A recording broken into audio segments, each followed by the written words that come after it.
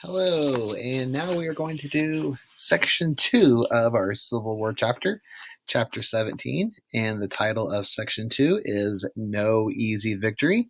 And remember, we said in the last section that both sides thought that it would be an easy war and they would win with no problem. And they're finding out now that that's not going to be the case.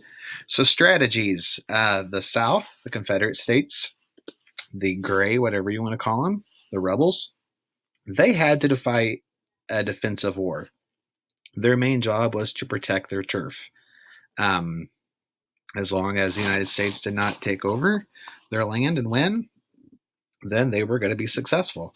So if the United States wasn't fighting, then they were winning. They had to be the not as aggressive side for the most part. They wanted the war to last as long as possible, and eventually the Union would get tired and just finally quit. And that is a strategy that has worked in wars. You may have heard of the Vietnam War, and you'll probably study that a little bit with Mr. Jones next year. But the United States went there to kind of help out, and it just nothing. There were just so little difference happening. The United States finally left, and that's a whole longer story and more to it than that. But that's just the gist of the story that does sometimes work if you go with that strategy. Um, they needed help from Europe to get supplies because, like we said, all the factories and stuff were in the north. So they did a lot of trading with Europe, especially with the cotton and that kind of thing, to help them get money and get more supplies. The Northern strategy, they had to be aggressive. They had a navy, the Confederates did not. So they wanted to blockade them along the Atlantic Ocean and the Mississippi River. And a blockade is when you basically block their ports where they can't trade goods in or out or do anything. And since the South had to use trade to get most of their goods, since they didn't manufacture it, if they got blockaded, they would be in really, really deep trouble. So the North strategy was to keep them from getting supplies by blockading the South. And they wanted to siege, which means take over the city of Richmond, which was the capital of the Confederacy. They wanted to do that as quickly as possible because if you do that, then you pretty much have them. So that was their other big goal was to take over the city of Richmond and win the war as quickly as they can. So we talked a little bit about in the last chapter about Fort Sumter and how the first real shots of the Civil War were fired there. Well, the first major battle, and there's lots of major battles that we're not even going to touch on, but the first major battle was the Battle of Bull Run, and this happened in July of 1781. And in 1781, Union troops they were going to go from Washington D.C. to Richmond and try to end this war as quickly as they can, attack Richmond, try to take it over, and um, and see what could happen. Well, as they were marching there, they hadn't gotten very far, and they ran into a bunch of Confederate soldiers. And this was at a little stream which was called Bull Run, and it was in Virginia. And I remember Washington D.C. is on the Virginia um, Maryland border, so when they really were in Virginia from the very beginning. So they were in Virginia and at this little stream that was called Bull Run, and there was some fighting going on. And at first, the Union was successful, but the Confederacy, they were ready to fight, and they had a general, and the Confederate generals were really good. Much better leadership in the South for the most part during the war than in the North.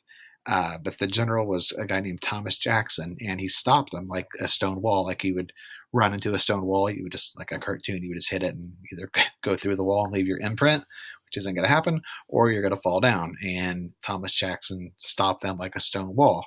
And because of this, he got the nickname Stonewall Jackson. And he was a great Southern leader. Um, so the Union realized, wow, they're not playing around here.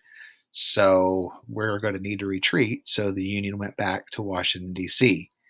At that point, everyone, especially the Union, knew that it was going to be a much tougher war than originally expected. Those 90 days, that wasn't going to happen.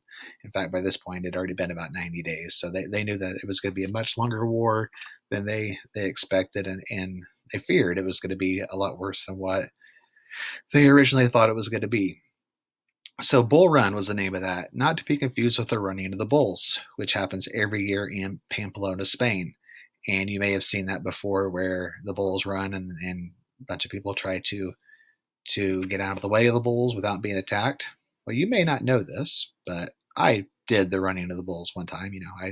I've done a lot of things and show you pictures all the times of the stuff that I've done. So here's a picture of me in Pamplona, Spain, at the Running of the Bulls, and here I am right there.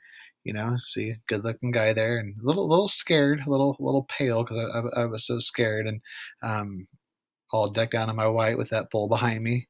So did not get hit, did not get hurt, but it was enough to scare me and maybe leave a little brown stain on those nice white pants that I had, which were a little bit too short, but that was the style of the time. So to be young again.